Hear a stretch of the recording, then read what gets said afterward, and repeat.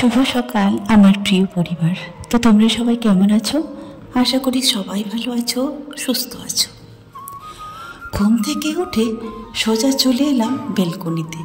আজকেও কিন্তু কোনো সূর্যমামার দর্শন পাওয়া যাচ্ছে না। মনে হচ্ছে আজকে সারাদিনও সেই মেঘলা মেঘলা ভাবে থাকবে। 3 দিন হয়ে গেল সূর্য দেখা যায়নি, সমানে টুপটাপ করে বৃষ্টি পড়েই যাচ্ছে।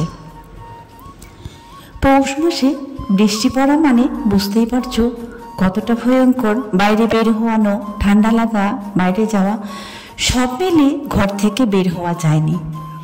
তো যাই হোক, ঘরের ভিতরে থাকলেও খেতে কিন্তু হবেই, খাওয়া দাওয়া কিন্তু করতেই হবে, তাই না? আমাদের যে যাই হয়ে যাক, কিন্তু পেট তো আর মানবে না। এখন বাজে হচ্ছে 11টা, আর 11টা বাজে তবুও মনে হচ্ছে যেন এই না সকাল হলো, এরকম মনে হচ্ছে। 11টা বাজে। তো এখন যাব হচ্ছে রেশন আনতে। সকালবেলা আমাদের কিন্তু খাওয়া হয়ে গেছে। তো খেয়েছি কি বলতো, রাতে তো রিয়া ভাত খাইনি, আমি খেয়েছিলাম, রাতের ভাতটা ছিলই, তো ওইটা গরম করে হচ্ছে খেয়েছি। আর রেশন থেকে আসবো, এসে তারপরে হচ্ছে রান্না করবো ভাত। তো চলো এখনকার মতো।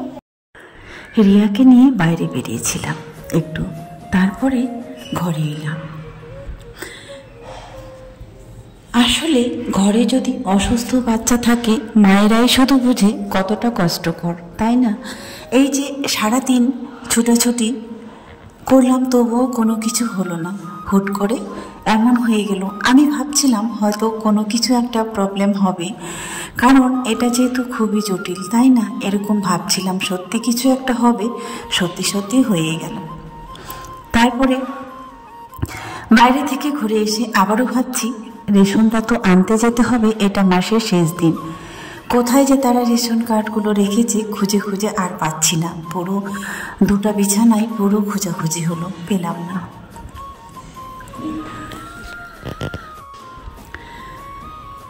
বাইরে দেখছি একবারে মেঘলা মেঘলা ভাব, অন্ধকার, যেতেও মন চাইছে না। মোটামুটি যেতে বেশ কিছুটা দূরেই যেতে হবে, আর এর মধ্যে এদিকে কাঠগুলোও খুঁজে পাচ্ছি না। কেমন লাগে বলো তো? এদিকে তো এমনিতে একটা টেনশনে ঘুরছি, তো তারপরে আবার এই ঝামেলাটা। অবশেষে পাওয়া গেল, রিয়া কোথায় যেন ওই ঘরটায় রেখেছিল। যাই হোক, অবশেষে পাওয়া গেল। এখন হচ্ছে বের হবো। আর এই যে রাজা হচ্ছে এই বড় ঘরটা করছে, তারপরে এটা এসছে গুছাগুছি করতে। ও ঘুম থেকে উঠে বাসন টাসন এই সমস্ত কিছু মাজতে যাবে না, সোজা চলে আসবে ঘর গোছানো দিয়ে। তো ও যাবে না যখন বললো, আমাকে যেহেতু যেতে হবে, তো আমি বের হলাম আর ওকে হচ্ছে ঘরেই রেখে দিলাম। বাইরে কিন্তু বন্ধুরা আরো অনেক কাজ আছে, তো সেগুলো অবশ্যই তোমাদেরকে পরের ভ্লগে শোনাবো। আর তোমরা অনেকেই আমার কোনো কিছু প্রবলেম হলে আমি তোমাদেরকে বলি, আর তোমরা অবশ্যই একটা ছোট্ট একটা কমেন্ট করে যে উপদেশটা দাও, তো সেটা কিন্তু সত্যি অনেক আমার উপকারে আসে। কারণ কি বলতো, আমার তো বলার মতো কেউ নেই, আত্মীয় স্বজন কিংবা আমার আশেপাশে আপনজন প্রিয়জন সব কিছুই মিলিয়ে তোমরা একটা আমার পরিবার। তো যাই হোক, এই স্বপ্ননীর পরিবার থেকে যে হেল্পটুকু পাই, তো একটা কমেন্টের মাধ্যমে তোমরা যে হেল্পটা করো, সেটা আমার কিন্তু বিশাল বড় উপকার লাগে। তো সত্যি তলায় তলায় অনেক সমস্যার দিক দিয়ে যাচ্ছি, যেটা হয়তো না পারছি তোমাদের সাথে শেয়ার করতে, আর না পারছি কাউকে বলতে। তো অবশ্যই তখন ভেবে দেখলাম বলতে তো তোমাদের হবে, যেটা বলার মতো সেটা বন্ধুরা বলি। যেটা বলার পর্যায়ে পড়ে না, সেটা কিন্তু আমি বলিনি কোনোদিন। আমার যত যেই কষ্ট হয়ে যাক না কেন, অতি সহজে আমি বলিনি।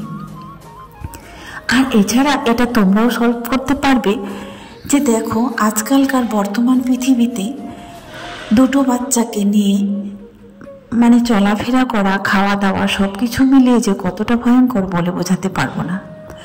ওখান থেকে আসার পরে ঘরে এসে একটু রোদে বসেছিলাম, ভাবছিলাম রান্না বান্নার প্ল্যান করছি আর কি, যে রান্না করব। এই লঙ্কা গাছটা দিয়ে এত সুন্দর লাগছে, লঙ্কাগুলো দেখে যেন মন প্রাণ সব কিছুই ভরে যাচ্ছে। এখানে বসেছিলাম, রিয়া বলছে মা আমার মাথায় তেল দিয়ে দাও একটু। ও তো কদিন ধরে জ্বরে ভুগছি, নাক ফোটা করার জন্য জ্বরে বেশ কদিন ধরে ভুগছি।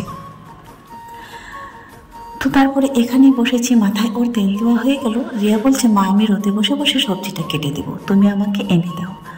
তো ভালো কথা, ওকে দিয়ে দিলাম। ও হচ্ছে সবজিটা কেটে দিচ্ছে। সবজি বলতে লাউটা, আজকে ভাবছি লাউ আর মুগ ডাল দিয়ে রান্না করব। আর হচ্ছে এই যে বরবটিগুলো নিয়ে এসেছিল, সেগুলো ভাজা করব। তো বন্ধুরা, তোমাদেরকে একদিন আগে বলেছিলাম যে রাজিয়ার চোখটা এরকম। তো সত্যি বলতে ওটা ছোট কিছু ব্যাপার না, ওই চোখটার উপরে একটা টিউমারের মতো হয়েছে, আমি যেটা বুঝতে পারছি। তো এতটা সহজ না যে ডাক্তার দেখানো সঙ্গে সঙ্গে হয়ে যাবে, যে ভালো হয়ে যাবে, কিন্তু সেটাও না। কয়েকজনকে দেখালাম, তারপরে এমনিতেই কিন্তু সরকারি হাসপাতালে ওষুধও খেয়েছিলাম। তো সত্যি কথা বলতে, তোমরা যারা বিশ্বাস করো না, মানে সরকারি হাসপাতালে নিয়ে গেলে আজকাল ব্যাপারটা এমন হয়ে গেছে, সেখানে ভালো কোনো পরিষেবা পাওয়া যায় না। সত্যি কথা বলতে আমি অনেকবার দেখেছি। তো যাই হোক, বেশ মোটামুটি কয়েকবার নিয়ে গেছি। এই যে শুধু আমার আসা যাওয়া দিনটা, এটাই শুধু পরিশ্রমটাই নষ্ট হয়, এর থেকে বেশি কিছু আশা করা যায় না। তারপরে যে ঠান্ডাটা পড়েছে, মোটামুটি ধীরে ধীরে ওর আরও যেন বেড়েই চলেছে, অসুবিধা হচ্ছে, চোখে রাত্রিবেলা দেখতে প্রবলেম হচ্ছে, আর ব্যথাও হচ্ছে। বলছে এই কথাগুলো কালকে আমাকে বলছিল, যে মা, কালকে না প্রায় বলে, সবসময় ব্যথাটা ওঠে না, তো ওর যখন অতিরিক্ত হয়ে যায় তখন আমাকে বলে যে মা এরকম এরকম আমাকে লাগছে। তো সেটা নিয়ে তো এক চিন্তায় আছি। তারপরে হচ্ছে তোমাদেরকে অনেক আগে বলেছিলাম, দেখো মানে প্রতি মাসে মাসে আমি হয়তো স্কুলে বেতন দিতে পারি না, কিন্তু বছরে একবার দিই। আমার সেই এই কষ্টের দিনটা, মানে চাপের দিন মাস বলো, এটা এই দিনগুলো যে আমি কিভাবে কাটাচ্ছি, দুজনের সারা বছরের বেতন, তারপরে আবার অ্যাডমিশন ফি, এই সব কিছু নিয়ে না কদিন ধরে আমার যেন রাত দিন যেন ঘুম হচ্ছে না, যে কিভাবে শোধ করব, কিভাবে কি হবে। আর এইদিকে চোখের ব্যথায় কাতরাচ্ছে। মানে একটা অসুস্থ বাচ্চা বিছানায় যদি ছটফট করে, মাই বোঝে তার যন্ত্রণাটা কতটা। এক নম্বরে হচ্ছে পৃথিবীতে মা ছাড়া এই কষ্টটা কেউ উপলব্ধি করতে পারে না, আর পারবেও না। একমাত্র মাই পারে সন্তানের ব্যথা বুঝতে। হ্যাঁ, সন্তানরা পারবে না। কেন পারবে না? কারণ প্রতিটা সন্তান কিন্তু সমান হয় না। আমার ক্ষেত্রে শুধু না, প্রতিটা মাই সেই। আর সারা রাত, এখন বাজে মোটামুটি 9:30 বেজে গেছে, এই অসুস্থ একটা বাচ্চা নিয়ে এই শহরে ছটফট করছি, কিন্তু আমার আওয়াজ হয়তো কেউ শুনতে পাবে না। ভাবছি একটা জায়গায় নিয়ে গেছিলাম, সেখানেও ফ্রিতেই দেখে। তো সেখানে যখন নিয়ে গেলাম, আজকে হচ্ছে রবিবার, ও ব্যথায় ছটফট করছিল। তো রবিবারে এসেও কিন্তু কোনো কাজ হলো না বন্ধুরা। আজকে নাকি বন্ধ। আবার ফিরে এলাম বাড়িতে। আজকে রাতেও, সারা রাতেও আবার সেই ছটফট করবে। এই যে একটা অসুস্থ বাচ্চা নিয়ে পুরো শহরে ঘুরে এলাম, কেউ কিন্তু আমাকে জিজ্ঞেস করার মতো সেই মানুষটা নেই, যে তুমি কেন ঘুরছো, কি লাগবে, কিসের জন্য ছটফট করছো। হ্যাঁ, আমি এমনই একজন মা। আমি যে কিভাবে এদের মানুষ করি একমাত্র আমি জানি। আর বন্ধুরা, এই পৃথিবীতে কেউ বোঝে না আমার কষ্টটা। তারপরে অবশেষে ঘুরিয়ে ফিরিয়ে বাড়িতে নিয়ে এলাম, এনে বললাম দেখা যাক, কালকে তো সোমবার, কালকে কি হয়, কালকে তো খোলা থাকবে। এই বলেই ওকে সান্ত্বনা দিয়ে রেখে দিলাম। আমি না হয় ওকে সান্ত্বনা দিলাম, ওর অসহ্য যন্ত্রণাটা কিন্তু ওকে সান্ত্বনা দিবে না। সে কিন্তু তাকে সারা রাত সে কুড়ে কুড়েই খাবে। আর ভাবছি, যেহেতু মেয়ে মানুষ, মেয়ে আর ছেলে তো না, যে যদি চোখটার কোনো রকমে কিছু হয়ে যায়, তো তখন কি হবে। আমরা সবাই মানে কাছতে কাছতে একাকার হয়ে যাচ্ছি। কেন বলো তো, সন্ধ্যাবেলা হচ্ছে, কথা ভালো করে বলতে পারছি না। সন্ধ্যা এখন একটু আগে, এখন তো বাজে হচ্ছে 9:30। রাজিয়া আজকে মানে বেগুন পুড়িয়েছি, উনুনে বেগুন পুড়িয়ে যে শুকনো লঙ্কা আবার পুড়িয়েছে। আর এমনিতে তো বদ্ধ ঘর, কোনো দিক থেকে কোথাও কিচ্ছু যাবে না।